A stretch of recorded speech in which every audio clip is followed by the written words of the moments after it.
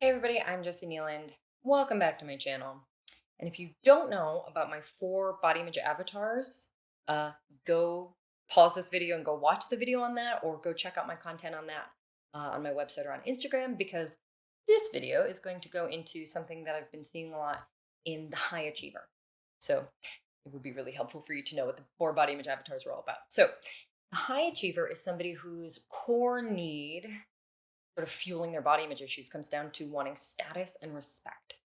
And something that I see a lot in the high achiever is that they've reinforced a certain wiring around their reward system, which, like, we're all born with an adaptable reward system.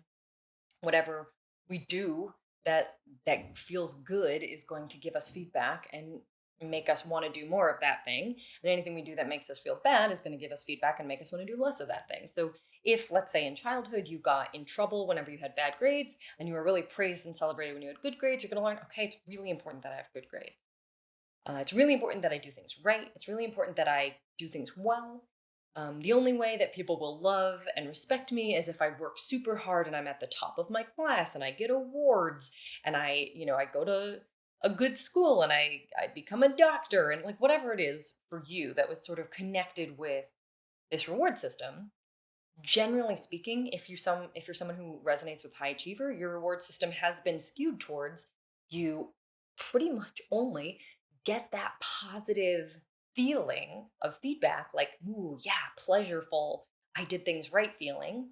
You only get rewarded when you are basically getting that affirmation from others. So, a really good example of this would be somebody who, went through school and did everything right. They did the grades, they did the college, they did the career, the family, the kids, whatever it is. They were just always trying to do what other people thought they should do because that is the right thing to do. And they wanted to get things right, and they wanted that reward system. Yeah, this feels good every time I say, yeah, we're gonna, I'm getting a promotion, and everyone's like, oh my gosh, you're amazing. You're like, yes, this feels so good. So this gets really tangled up with body image, because one of the things that we get so much praise and admiration for in our culture is body control. So if that person discovers at some point along the way that she can control her body using diet and exercise, using willpower and discipline, using disordered eating patterns and eating disorder behavior, that is going to be part of that reward system, because at that point it's already created. This doesn't usually create the way your reward system is wired. It usually reinforces it and gives you, like, it takes you deeper down that path.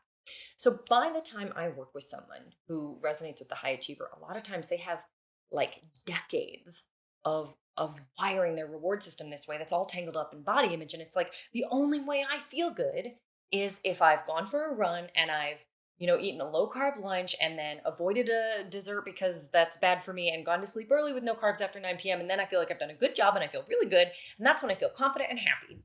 And then on a bad day where none of those things happened, I feel bad about myself. That's what I hear a lot of from the high achiever. And this is why.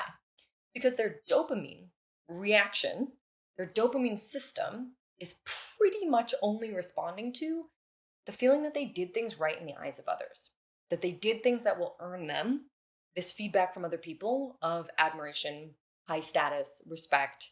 Um, Something that makes them feel special is often what they're basically going for. Like, ah, yes, I did it right. I'm going to get rewarded. I feel special. I feel good. There's also a lot of moral binary stuff that goes on there with good and bad. But anyway, that is often what someone's coming in for. So what we have to do, part of the healing path for this person, tends to be that we have to rewire their reward system, which rewire is probably the wrong term. We're not starting over. That's impossible. But we can start to unpack what it looks like and move it in a different direction. So if you have not gotten much dopamine hit, meaning the reward chemical in your body, from anything other than other people affirming you, you're going to have to learn how to get a reward feeling from other stuff in your life. Otherwise, you will never feel comfortable giving up the one that you have. Because again, that's how we're built.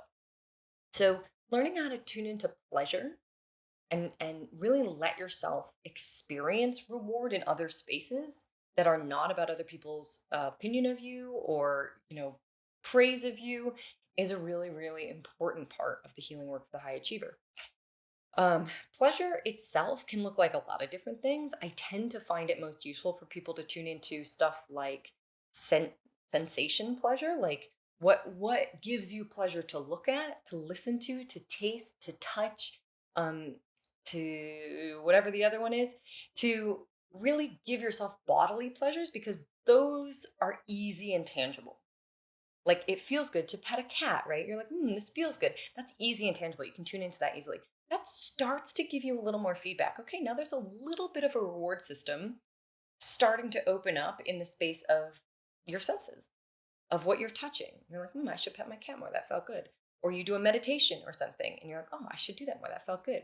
You're noticing and moving into the space of really getting more reward for stuff that has nothing to do with the place you used to get rewards from. The more you do this over time, it will look like this, ideally.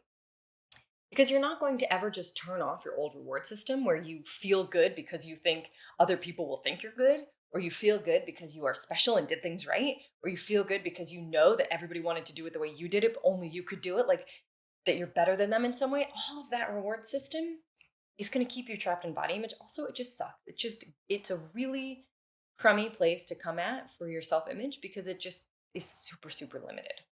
So starting to open that reward system up with pleasure can be a really, really powerful pathway. And then from there, you can move into a lot of things. Or for some people, it's easier to move into like play, for example, really reattuning yourself to the reward of playing, whether you're playing physically, playing mentally or emotionally with people, getting into spaces where there's more joy for you, where there's more of that yummy feeling of like, I'm glad I'm here doing this. That has nothing to do with proving your worth, your status, or getting admiration. The more you do that, the easier it gets. That's it. Obviously, I could go on and on about this for a long time, but I just wanted to bring that to your attention. If you are a high achiever and want to learn more about this or anything else about the body image avatars, I do have an avatar guide you can buy, and it will take you through a self assessment and paths to healing for each of them and more information in general. Um, that's it. I hope you enjoyed this. I hope it was helpful. Let me know what you think in the comments. And yeah, if you have any questions, you know where to find me.